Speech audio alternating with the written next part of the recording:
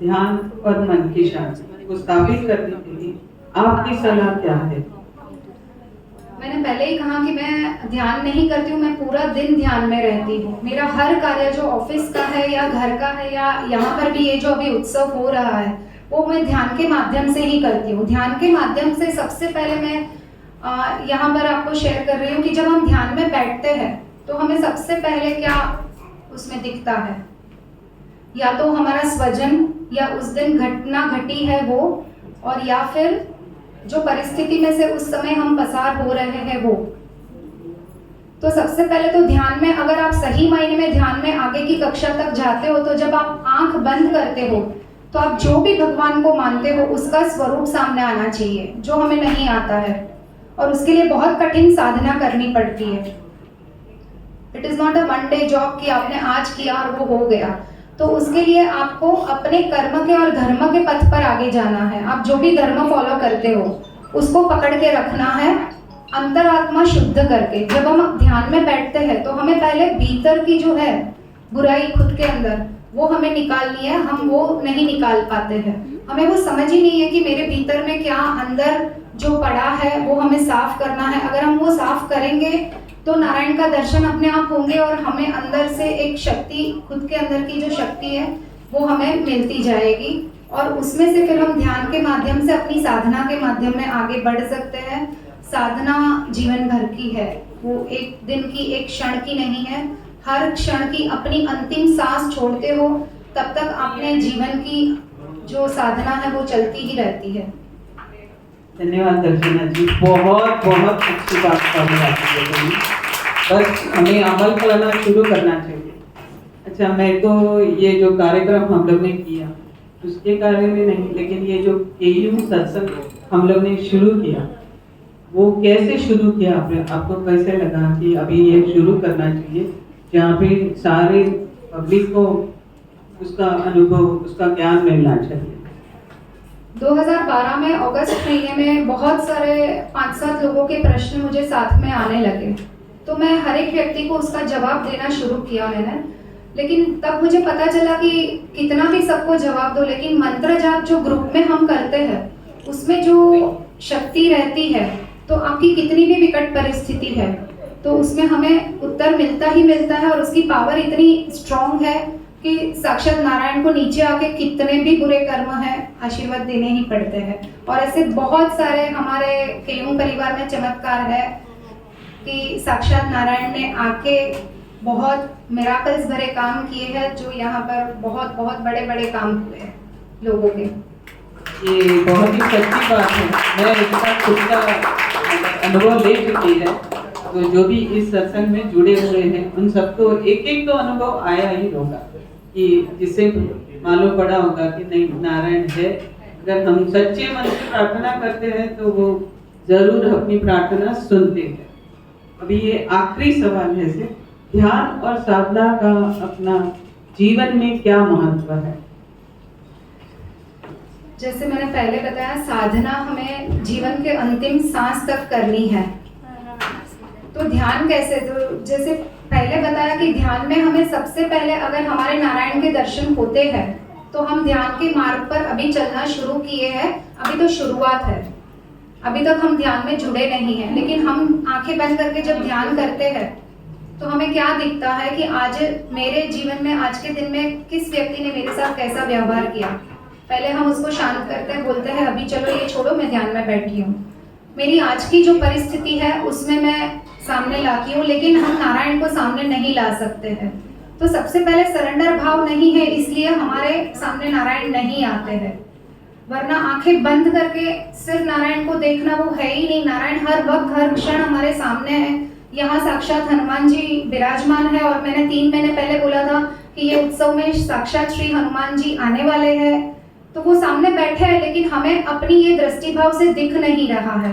तो हर सांस में जैसे हमें नारायण को लेना है, तो जिस दिन सांस छूट गई, ध्यान और साधना दोनों छूट गया, तो ये अंतिम क्षण तक की साधना हमें करनी है। लेकिन वो साधना में हम क्या करते हैं कि सामने वाले को सामने रिएक्शन देते हैं, जवाब देते हैं कि कितनी बार मैं झुकूं, कितनी बार मैं सॉरी बोलूं, कितनी बार मैं लेट गो करूं। और फिर कहीं ना कहीं वो स्प्रिंग बाउंस हो जाती है और हमारे वाणी व्यवहार वर्तन से उसमें आ जाता है कर्म। लेकिन धर्म को पकड़ के रखो, मैंने हर सेशन में बताया, कोई भी कितना भी कुछ करे आप धर्म को पकड़ो। जिस दिन आपने धर्म को पकड़ लिया है, सामने वाला कुछ भी पॉलिटिक्स खेले आपके साथ, कुछ भी राजनीति करे, कितनी भी पीड़ादायक तकलीफ दे, लेकिन हम उसमें नारायण के सहयोग से बाहर आएंगे, वो परमानेंटली आएंगे और वो आपको खुद को एक अंतरात्मा से महसूस होगा। तो साधना जो है वो आजीवन साधना हमें करती रहनी है, धर्म को पकड़ के अपने कर्म को उस माध्यम से करते रहना है। बहुत अच्छी, थैंक यू। अभी थोड़ा मजाक वाला करते हैं, रैपिड फायर। जैसे मैं एक शब्द बोलूंगी, उसके ऊपर उनको जो भी लगता है, जो भी उनके मन में इंस्टेंटली जो विचार आता है यहाँ पे, वो बोलेंगे। शायद उसका इस अध्यात्म से कुछ ताल्लुक भी ना हो, लेकिन करते हैं, थोड़ा सा ही है। मेडिटेशन, ध्यान, पूरा दिन ध्यान में बैठे रहो, परमात्मा के नारायण के ध्यान में रहो। कुछ भी आपको प्रश्न आएंगे नहीं आएंगे तो वो कुछ सिखा के सहजता से निकल जाएंगे। बहुत अच्छा, एनलाइटमेंट, प्रकाश, हमारे भीतर हमें ज्ञान का प्रकाश लाना है। जो हम अज्ञान भरी जीवन में जी रहे हैं, तो उसमें से हमें खुद के भीतर प्रकाश लाना है और खुद के भीतर जो आत्मा के अंदर परमात्मा है उसको सिर्फ पहचानना है और कुछ नहीं है दुनिया। ये तीसरा सवाल तो हम लोग के लिए भी है, लेकिन मैं दर्शना जी से पूछती हूँ, ग्रैटिट्यूड। धन्यवाद। जिसका हमने 32 दिन का अभी अनुष्ठान किया था और उसमें भी बहुत लोगों को मिराकल हुए थे कि हम कितना भी नारायण ने दिया है, हम धन्यवाद करना चूक जाते हैं और हम भूल जाते हैं। तो वो धन्यवाद कैसे करें और किस प्रकार से करें? तो जितना हम ग्रेटिट्यूड भाव में रहते हैं, उतना यूनिवर्स से आपको 4 गुना मिलने वाला है। तो बस धन्यवाद मोड पे रहते रहिए। बहुत बहुत अच्छी बात की आपने दर्शना जी। अगला है प्यार, लव। ये मैं बहुत बार बताती हूँ कि हम प्रेम करते हैं तो हमें सबसे पहले खुद को प्रेम करना है। खुद को प्रेम कैसे करें? हम व्यक्ति को प्रेम करते हैं, हमारे परिवार को करते हैं, बच्चों को करते हैं, मेरा कोई मोबाइल गैजेट है या कुछ कपड़े हैं, ज्वेलरी है, वो सबको हम लोग प्रेम करते हैं, लेकिन उसमें हम खुद को प्रेम करना भूल जाते हैं। जिस दिन हमने स्वयं को प्रेम करना सीख लिया, तो आप जो परिवार को प्रेम कर रहे हो उसमें आपको एक अलग अनुभव मिलेगा। तो स्वयं को पहले प्रेम करो, क्योंकि आपके भीतर जो परमात्मा बैठा है, अगर वो ही आप उसी को ही प्रेम नहीं कर रहे हो, तो बाहर जो आप प्रेम कर रहे हो वो सब आर्टिफिशियल है। उसमें कहीं ना कहीं हमारा स्वार्थ छिपा है। चाहे फिर वो माता पिता और बच्चों का ले लो, पति पत्नी का ले लो, बॉस एम्प्लॉय का ऑफिस में ले लो, जो भी संबंध ले लो, मेड या अपने जो भी कार्यकर वर्क है उनसे ले लो, जहाँ पर स्वार्थ है वहाँ पर प्रेम नहीं आता है। तो जब प्रेम हमें करना है तो कृष्ण राधा का प्रेम देखो, निखालस का।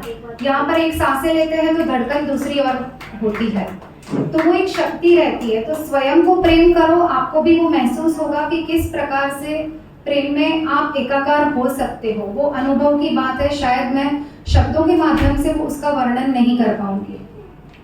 अगला जो शब्द है वो बहुत बार आ चुका है अभी इस इंटरव्यू में, सरेंडर। शायद इसका जवाब अभी हम लोग समझ गए होंगे।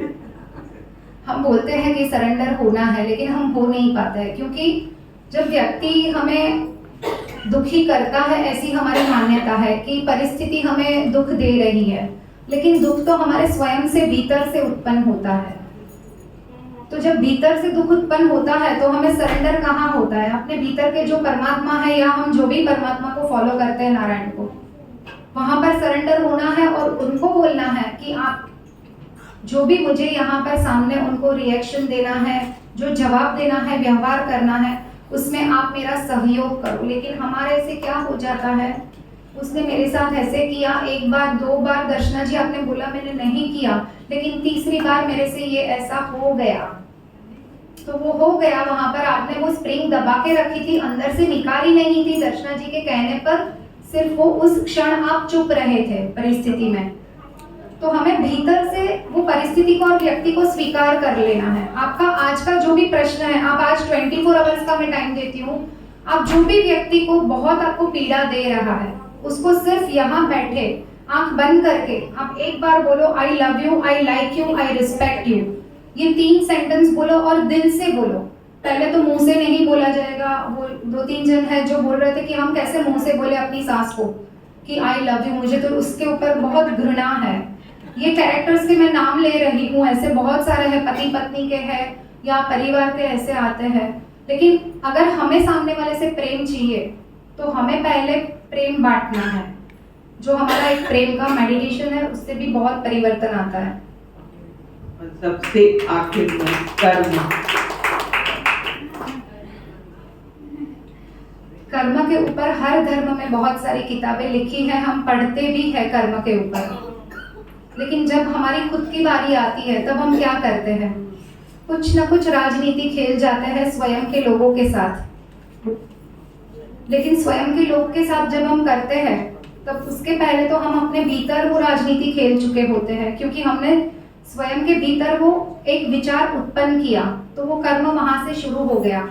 बाहर तो बाद में आया है। तो जब वहां पर शुरू हुआ है तो अपने भीतर ईर्ष्या का भाव उत्पन्न किया, क्रोध का भाव उत्पन्न किया, तो हमारे भीतर नियंत्रण इंद्रियों का है ही नहीं। इसके लिए हम ये सब इसमें कठिनाइयाँ होती है जीवन में और प्रश्न आते हैं। मैं आपको एक एग्जाम्पल बताऊँ। अभी हम लोग अप्रैल में अयोध्या गए थे और उस वक्त थोड़ी सी टिकट की आनाकानी हो रही थी, हाथ में मिल नहीं रही थी। मेरी माताजी अगले दिन शाम को मेरे घर पर आए थे। वो खुद भी बहुत चिंतित थे कि कैसे होगा, हमारे हाथ में नहीं आई है टिकट, तो हम कल सुबह कैसे जाएंगे। मैंने बोला हम आराम से चले जाएंगे। सब लोग के कॉल्स आ रहे थे। माताजी एक बार के बाद वो थोड़ा सा और चिंतित होके विचलित हो चुकी थी। लेकिन मैंने उस वक्त भी बहुत शांति से दिया था। वो बोले आप कैसे ऐसे इतना शांति से उत्तर दे सकते हो, और इस परिस्थिति को आप कैसे, क्योंकि एक साथ में 10 कॉल आ रहे थे कि ये व्यवस्था नहीं हुई है, वो व्यवस्था नहीं है। मैंने बोला सब हो जाएगा, क्योंकि मैंने नारायण को सौंपा है, मैं नहीं कर रही हूँ कुछ। तो मैंने सुबह की पूजा में जब बोला था तो मुझे मेरे नारायण पे भरोसा था। ये सब लौकिक घटनाएं घटती रहती थी जिसमें मेरे परिवार वाले, जो टूर्स वाले, जो भी मेरे वहाँ पर कलीग्स थे, वो सब पार्ट ऑफ द लाइफ था। बहुत बहुत बहुत अभी तो कंक्लूजन हो गया है। मैं सोचती हूँ कि आप सब ने इंटरव्यू का आनंद लिया होगा और आपके थोड़े बहुत प्रश्नों के आंसर भी मिल गए होंगे आपको इस वीडियो में। बस अभी ये एक लास्ट, यस सुषमा बोलिए बोलिए। आपसे पहले माता जी से पूछना चाहूँगी। जी नमस्ते आंटी। नमस्ते। ये रचना जी जब बच्ची रही थी तो मतलब जब इन्होंने, आप बोल रहे हो कि पहले से ही इन्होंने इस तरह का उनका इस तरह का व्यवहार शुरू हो गया, क्या इन्होंने कभी किसी से गुस्सा या झगड़ा नहीं किया? नहीं, गुस्सा नहीं करती थी कभी भी। वो बहुत समझू है, समझदार है। किसी का प्रश्न सोल्व कर देती फ्रेंड के साथ, कि झगड़ा करने का ऐसा नहीं। बहुत पहले से दिमाग ऐसा है उसका कि सोल्व करके आगे चलो। मैं बताती हूँ, सॉरी कहूँगी, मैं क्रोध करती हूँ लेकिन वो बाहरी क्रोध था। आत्मा से मैंने जिंदगी में आज तक मेरे जीवन में जो भी घटनाएं घटित हुई है उसमें मैंने कभी भी आत्मा के माध्यम से उस परिस्थिति को या उस व्यक्ति को क्रोध नहीं किया है। हाँ, मैं बाहर से कभी बोलती हूँ, वो तो मेरी कोर टीम को भी पता है, थोड़ा सा मेरा टोन हाई हो जाता है तो तकलीफ में आ जाता है, बट वो सब बाहर का रहता है। वो मेरा भीतर से कभी मैंने जीवन में किसी भी व्यक्ति या परिस्थिति के ऊपर क्रोध नहीं किया है। बहुत ही मुझे सचमुच ये सारे मामले में बहुत ज़्यादा जानकारी नहीं है। आप भी जानते हैं, हमारे पूरे परिवार को आप नहीं जानते, तो मैं उसमें बहुत ज़्यादा नहीं हूँ और मैं खुद भी एथिस्ट हूँ। तो एक वो भी बात है, उसको एक्सेप्ट करना अभी तक हमारी फैमिली में भी पूरी तरह से नहीं हुआ है। पर ठीक है, तो मैं पूछना चाहती हूँ कि जैसे अभी आप बोल रहे थे कि चाहे हमें सामने वाले ने जितना भी हमारे साथ बुरा व्यवहार किया होगा, फिर भी हमें अपने आप को एक संयमित रखकर, अपने आप को एक कंट्रोल करके, कंपोस्ट रखकर करना। फिर वो व्यक्ति सुलभ है कि हमें गुस्सा आता है, व्यक्ति सुलभ है कि हम चाहते हैं कि उसको सबक सिखाएं, वो एक हमारे अंदर होता है। पर अगर हम इस तरह से करते रहेंगे, कई बार कई बुनियादी सवालों पे, जैसे मतलब जैसे कोई कारपेंटर है और कारपेंटर ने काम किया और उसको नहीं किया गया कि इतना पैसा दिया जाएगा और काम खत्म होने के बाद में उसको बस उतना ही हाथ में टिका दिया और बोला तुम चले जाओ। और इसके बाद में फिर हम कारपेंटर से कैसे अपेक्षा कर सकते हैं कि नहीं आप भूल जाओ ये व्यक्ति को आप माफ कर दो, ये कैसे हो सकता है? कोई भी मनुष्य है जो हमें, जो भी पुरुष या स्त्री जो भी हमें योनि मिले हैं, उसमें सबसे बड़ा आभूषण क्या है? विनम्रता।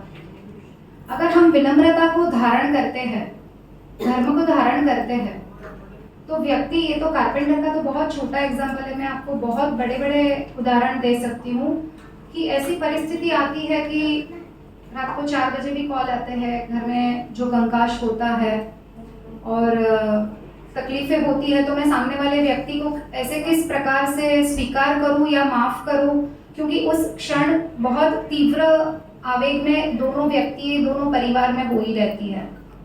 तो उस वक्त हमें सबसे पहले नारायण को पकड़ना है, क्योंकि हम उसी वक्त नारायण को भूल जाते हैं और हम सामने जवाब देने के लिए रेडी हो जाते हैं।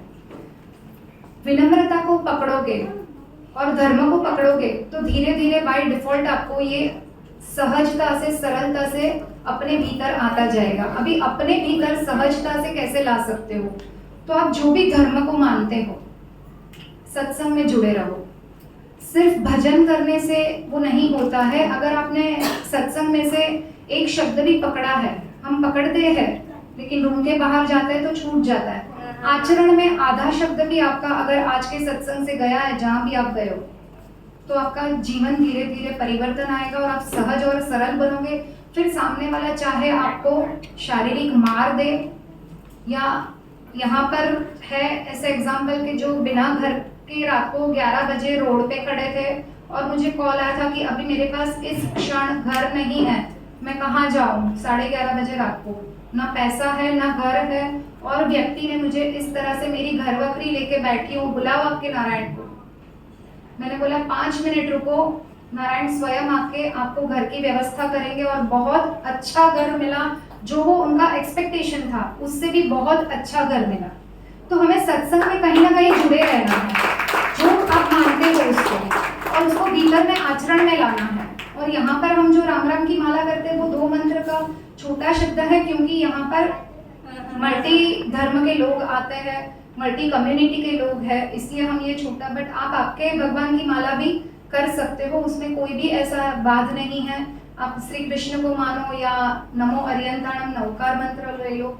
नवकार मंत्र के भी बहुत सारे मेरे पास उदाहरण हैं कि जो बोलने से भी वो व्यक्ति को जीवन में परिवर्तन आए हुए हैं। ऐसा है कि हम धर्म हम बहुत बातें करते हैं, लेकिन पूरी दुनिया में अगर देखा जाए, मतलब सारे धर्म कहते हैं प्यार करो। प्यार ही एक भाषा है कि जिसमें इंसान ने इंसान से प्यार करना चाहिए, नॉट ओनली इंसान से बल्कि सारी सृष्टि से प्यार होना चाहिए। तो अगर हर धर्म यही सीख देता है, फिर भी धर्म के नाम पर कितनी मारकाट होती है, और धर्म के नाम पर जितनी जाने गई हैं वो शायद हमारे विश्व युद्ध में भी नहीं गई। तो उसकी मतलब उसका आपकी तरफ से क्या एक्सप्लेनेशन होगा?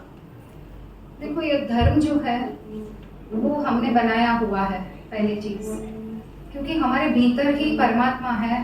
तो हम अगर आत्मा और परमात्मा, सामने व्यक्ति कोई भी है, मुझे जब सामने वाला व्यक्ति बहुत कष्ट दे रहा है और उस वक्त मुझे पता है कि वो मुझे कष्ट दे रहा है, तो मैं उसके भीतर के परमात्मा को देख लेती हूँ और मैं उस भाव से उस व्यक्ति को, सरेंडर भाव की ओर से, मेरी ओर से उसको सामने व्यवहार करती हूँ। जबकि मुझे पता है कि इसमें यहाँ पर वो मुझे पीड़ा दे रहा है, चाहे ऑफिस है या चाहे परिवार है, तो मैंने उसका स्वीकार कर लिया। पहले पता है अभी भी वो मेरे साथ खेल रहा है, फिर भी मैंने स्वीकार किया। लेकिन उसके आत्मा में अंदर जो परमात्मा बैठा है उसको मैंने नमन किया, तो मेरा व्यवहार थोड़ा सा परिवर्तन हो जाएगा।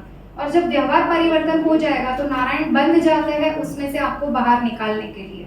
तब हमारा रोल वहां पर खत्म हो जाता है, नारायण स्वयं आके वो रोल निभा के अपने को वो परिस्थिति में से बाहर लाते हैं।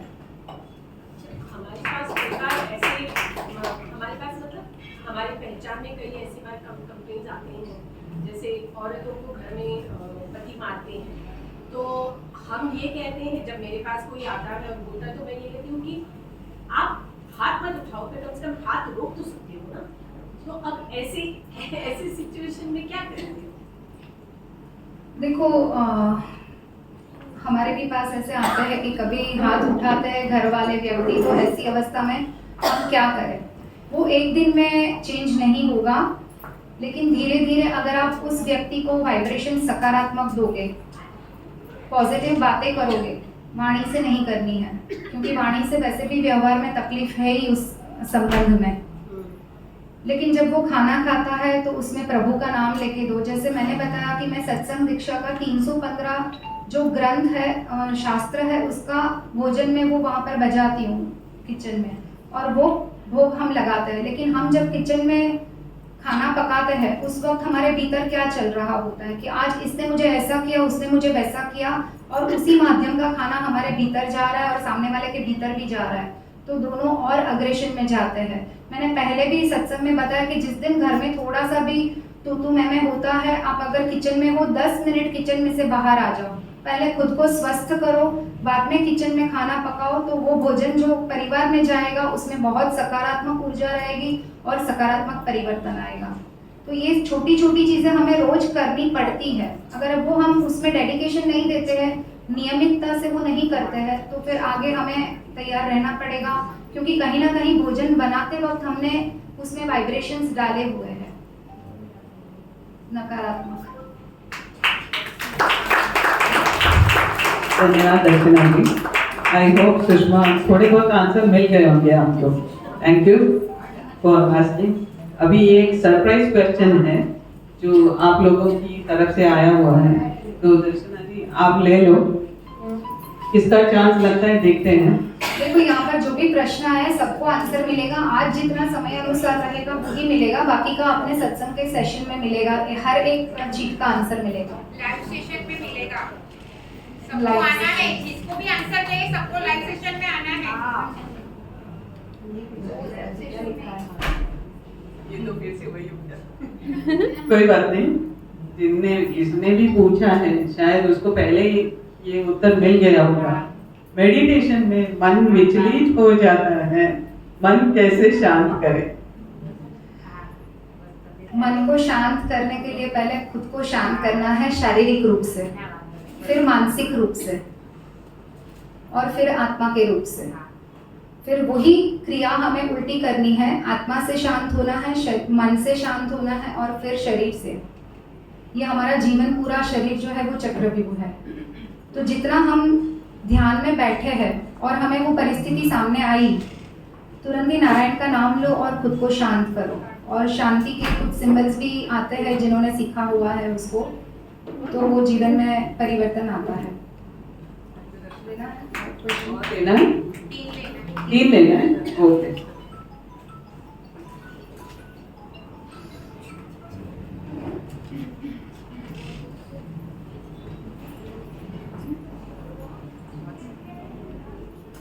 नारायण नारायण। नारायण की असीम कृपा हम सब पर निरंतर आजीवन बरसती रहे, उसके लिए साधना बताइए। सरेंडर, एक शब्द में। आज के जीवन में, आज के दिन में जो भी परिस्थिति आती है, सामने वाले ने आपको चीटिंग किया है, गलत कर रहा है, राजनीति खेल रहा है, आप नारायण को सरेंडर हो जाओ। वहां जवाब देने में अपने सांसों की एक क्षण भी मत गवाओ। सोचने में भी, जवाब तो बाद में देते लेकिन सोचना शुरू हो जाता है। तो वो जो सोचना शुरू हो जाता है वहां पर ही कट करो और नारायण को बोलो कि नारायण आप आइए और आपके माध्यम से मुझे इस परिस्थिति में से बाहर निकालिए।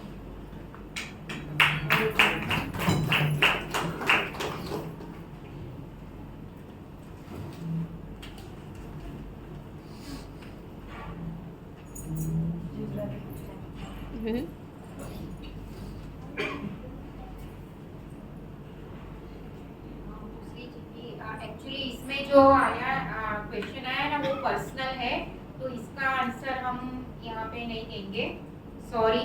पर्सनल जो है वो मैं पर्सनल बता दूंगी, जिनका भी रहेगा इसमें डाल दीजिए जिसका आंसर नहीं दिया है।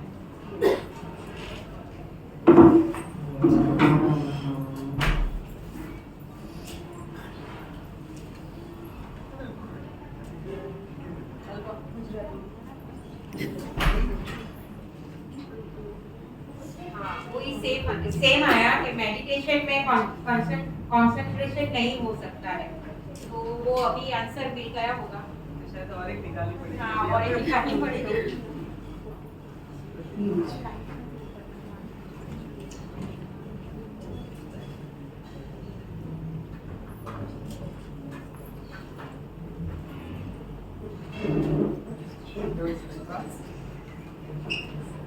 बहुत अच्छा क्वेश्चन है। हमारी सहायता से किसी का अगर काम साकार होता है तो हमें अप्रिशिएट नहीं करते तो क्या करें? एक्सपेक्टेशन रखा ना आपने, तो अपने अहंकार को पहले उत्पन्न होने दिया है। अगर हम अहंकार को उत्पन्न होने देते हैं तो वो काम ही मत करो। हम जब काम करते हैं दूसरों के लिए, सकारात्मक काम करते हैं, फिर चाहे वो शारीरिक रूप से हो, मानसिक रूप से हो, या राम राम की माला से हो, या फिर आर्थिक रूप से हो, कोई भी प्रकार से हम करते हैं, लेकिन हमें उसी क्षण वहां से भूल जाना है कि मैंने ये आज अच्छा कार्य किया है इस व्यक्ति के लिए, इस देश के लिए, इस समाज के लिए, या इस परिस्थिति के लिए। बहुत बहुत धन्यवाद दर्शना जी। मैं आशा करती हूँ कि आप सबको इस इंटरव्यू का आनंद मिल गया होगा और अपने प्रश्नों के उत्तर भी मिल। कैसे उन्नति करनी है अपने जीवन में, आध्यात्मिक रूप से बात कर रही हूँ मैं।